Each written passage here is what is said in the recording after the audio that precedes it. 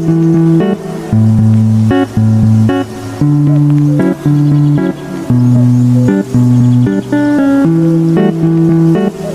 semuanya, saya Elisa. Saya akan menjelaskan materi tentang teks eksplanasi. Yuk kita bahas sama-sama.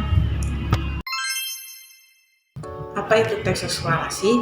Teks eksplanasi adalah teks yang berisi penjelasan mengenai suatu fenomena atau peristiwa, baik fenomena alam maupun fenomena sosial yang terjadi dalam kehidupan sehari-hari. Teks eksplanasi bertujuan memberikan pemahaman dan wawasan secara jelas kepada pembaca. Di dalam teks eksplanasi harus memuat proses, sebab, dan akibat suatu kejadian. Ciri-ciri dari teks eksplanasi. 1. Faktual. Artinya, teks eksplanasi memuat informasi yang nyata dan benar adanya. Yang kedua, bersifat keilmuan. Teks eksplanasi membahas fenomena yang berhubungan dengan ilmu pengetahuan. Yang ketiga, informatif. Teks eksplanasi bertujuan untuk memberikan informasi tanpa mempengaruhi pembaca. Dan yang keempat, membahas hal yang bersifat umum. Teks eksplanasi menjelaskan peristiwa yang sering kita jumpai dalam kehidupan sehari-hari. Pola pengembangan teks eksplanasi dibagi menjadi dua. Yang pertama, teks eksplanasi pola pengembangan proses. Teks eksplanasi dengan pola pengembangan proses disusun berdasarkan kronologi atau sesuai urutan waktu saat peristiwa terjadi. Yang kedua, teks eksplanasi pola pengembangan sebab akibat. Teks eksplanasi dengan pola pengembangan sebab akibat memposisikan sebab sebagai gagasan utama dan akibat sebagai rincian pengembangan atau sebaliknya. Kaidah kebahasaan teks eksplanasi. Teks eksplanasi juga mengandung beberapa kaidah yang terdiri dari konjungsi, pronomina penunjuk, kata pasif, kata denotatif, dan yang terakhir kata teknis. Oke, yang akan pertama kali kita bahas itu konjungsi atau kata sambung. Konjungsi dibagi menjadi beberapa bagian. Yang pertama yaitu konjungsi kausalitas. Konjungsi kausalitas adalah kata sambung yang menghubungkan dua klausa atau lebih untuk menjelaskan sebab akibat. Contoh konjungsi kausalitas yaitu karena, akibat, oleh sebab itu, oleh karena itu. Misalnya pada kalimat hujan terjadi karena proses penguapan air laut. Yang kedua yaitu konjungsi kronologis. Konjungsi kronologis adalah kata sambung yang menghubungkan dua klausa atau lebih untuk menjelaskan urutan waktu kejadian.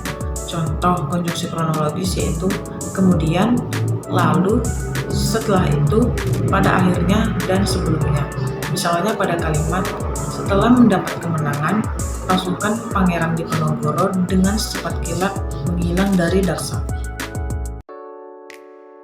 Kaidah kebahasan yang kedua yaitu pronomina penunjuk. Pronomina penunjuk adalah kata yang digunakan untuk menggantikan penyebutan benda. Contoh pronomina penunjuk antara lain ini, itu, dan tersebut. Misalnya pada kalimat tawuran pelajar menjadi fenomena yang sering muncul di ibu kota. Penyimpangan sosial tersebut biasanya dilakukan selepas pulang sekolah. Kata tersebut digunakan untuk menjelaskan nomina di depannya. Kaidah kebahasan teks eksplanasi yang ketiga yaitu kata pasif. Kata pasif diawali dengan imbuhan di atau ter. Contohnya pada kalimat para buruh yang tergabung dalam organisasi Ikatan Buruh Indonesia menyampaikan aspirasi mereka di depan Istana Presiden. Kata tergabung merupakan bentuk kata kerja pasif. Yang keempat yaitu kata denotatif. Kata denotatif adalah kata yang sesuai dengan observasi berdasarkan penglihatan, penciuman, pendengaran, atau pengalaman. Jadi kata denotatif bersifat faktual dan objektif. Kaidah kebahasan teks eksplanasi yang terakhir yaitu kata teknis. Kata teknis adalah kata atau gabungan kata yang mengungkapkan konsep, proses, keadaan, atau sifat dalam bidang tertentu. Singkatnya, kata teknis dapat disebut sebagai istilah. Contohnya nih, kamu sedang membaca teks eksplanasi mengenai kebakaran hutan. Kamu menemukan istilah fire spot yang berarti titik awal penyebaran api. Kerja pasif. Struktur dan cara membuat teks eksplanasi. Yang pertama yaitu identifikasi fenomena. Di tahap ini kamu bisa memilih topik apa yang ingin kamu bahas dan definisi dari topik tersebut. Yang kedua, penggambaran rangkaian kejadian, yaitu memuat proses terjadinya fenomena tersebut, menjelaskan penyebab atau tahapan-tahapan bagaimana fenomena itu berlangsung. Yang terakhir yaitu ulasan. Ulasan berisi komentar atau penilaian penulis mengenai dampak fenomena yang dibahas. Contoh teks eksplanasi kebakaran hutan. Identifikasi fenomenanya, kebakaran hutan adalah kondisi saat hutan dilanda api dalam intensitas yang besar sehingga mengakibatkan kerusakan sebagian atau keseluruhan hasil hutan. Kebakaran hutan juga berdampak terhadap pencemaran udara di sekitar rumah penduduk. Penggambaran rangkaian kejadiannya, kebakaran hutan dapat disebabkan oleh ulah manusia dan alam. Ulah manusia yang dapat memicu terjadinya kebakaran hutan antara lain, membuang puntung rokok sembarangan, membakar hutan secara sengaja, atau lupa mematikan api unggun. Selain itu, musim kemarau yang berkepanjangan turut menjadi faktor terjadinya bencana ini. Daun atau ranting pohon yang bergesekan dapat menimbulkan api yang menyebar dengan luas.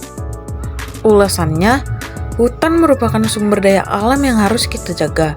Sebagai makhluk hidup yang memiliki akal, alangkah baiknya kita berpartisipasi dalam melestarikan hutan, dimulai dari membuang puntung rokok di tempat sampah dan mematikan api unggun sebelum meninggalkan hutan. Sekian penjelasan materi dari teks eksplanasi. Terima kasih. Sampai jumpa lagi.